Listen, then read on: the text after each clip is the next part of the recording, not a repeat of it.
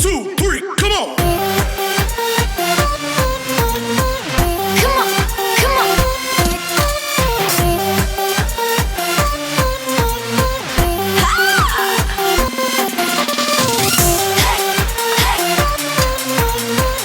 Come on, come on. Come on, come on. Come on, come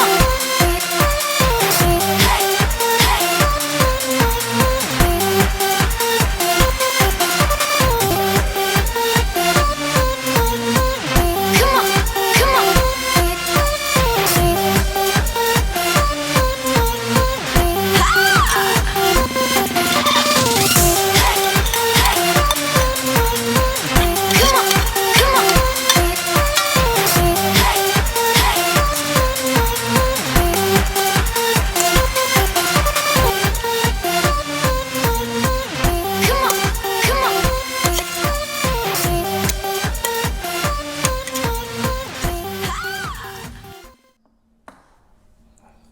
สวัสดีครับพอกับผมอีกคือเก่าครับบ่าวบ่าวเรียนหน่อยอีสานบ้านโคกหน่อยมื้อนี้ก็พาพี่น้องมากินน้ำตกหมูน้ำตกข้อหมูย่างพี่น้องข้อหมูย่างดีครับผมล้วนๆครับบ่เป็นการเสียเวลาครับพี่น้องมากินกันเลยครับ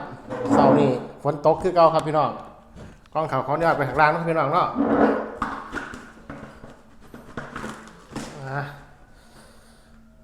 เขาห่อนๆพี่น้องนี่พักว่ามีอย่างไรพี่น้องนี่พักสลัดออกแล้วครับสลัดขี้ฝุ่นออกแล้วพี่น้องทำยังไง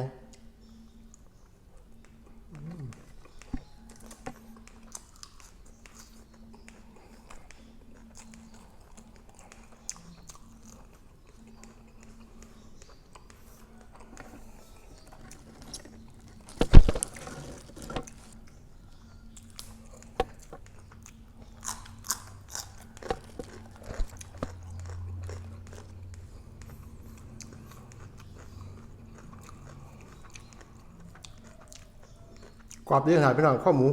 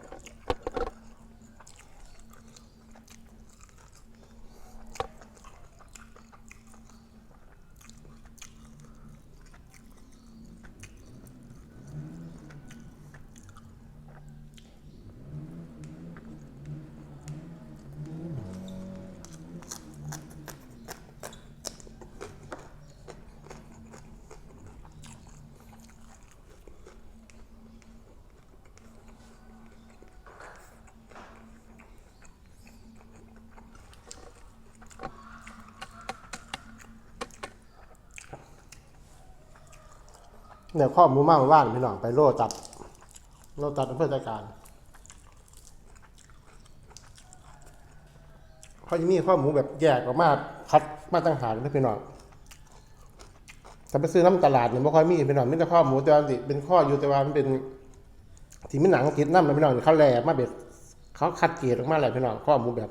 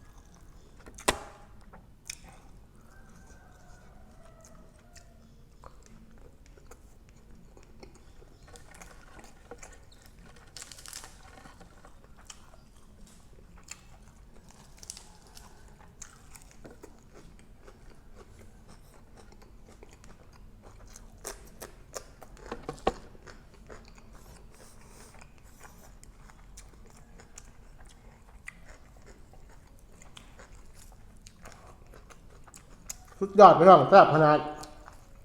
จิตมัน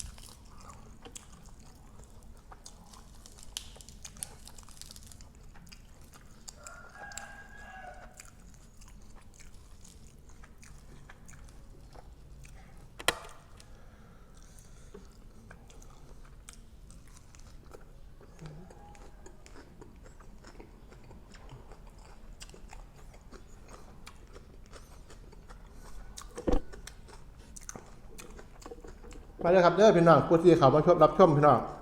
มากินน้ำกันพี่น้อง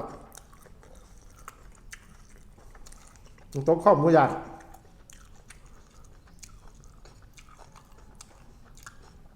ไม่ได้ย่างหรอกพี่น้องอบเอา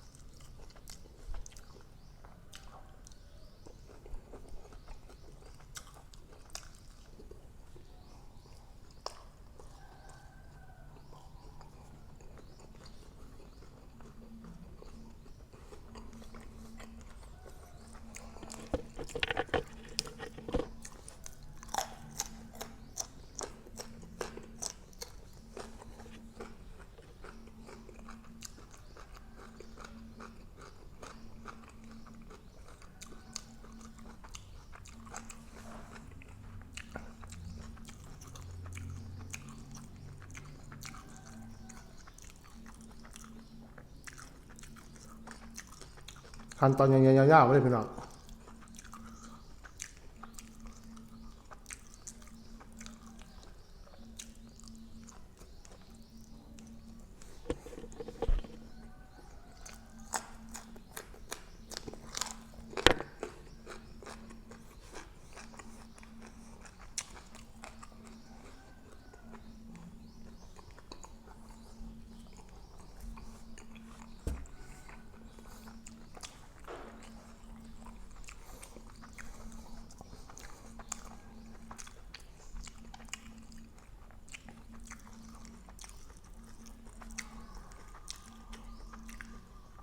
ตอนนี้กลับบ้าน8 โมงเช้าพี่น้อง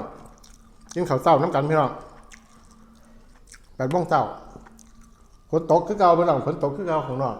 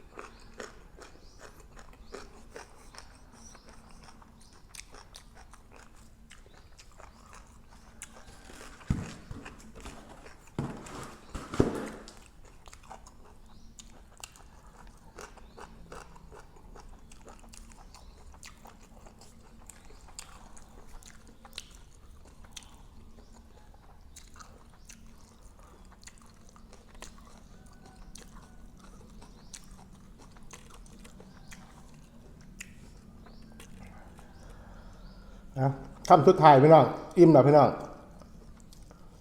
น้ำมือเศร้ากินไม่ค่อยได้ร้ายครับ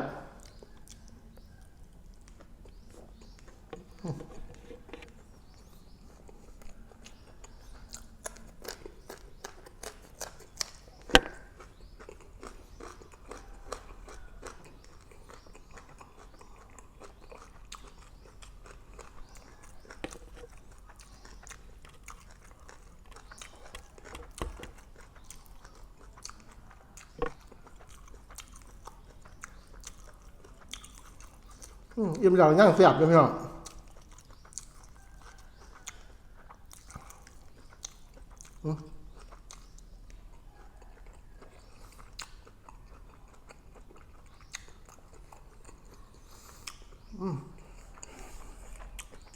อร่อยเสียบได้พี่น้อง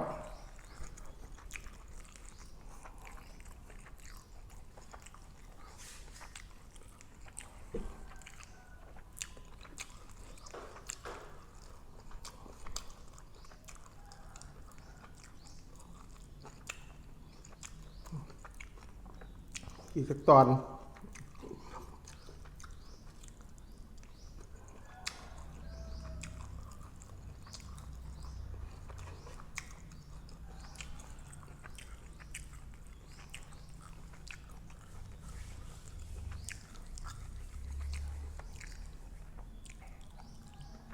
ก็ขอฝากพี่น้องนี้นะครับเด้อฝากพี่น้องกดติดตามกดไลค์กดแชร์นั่นนะครับเด้อเพื่อจะมีกำลังใจให้บ่าวบ่าวเรียนหน่อยอีสานบันพกหน่อยจะได้เฮ็ดคลิปต่อๆไปพี่น้องซอยเป็นกำลังใจกันนี้นะครับเด้อสวัสดีครับ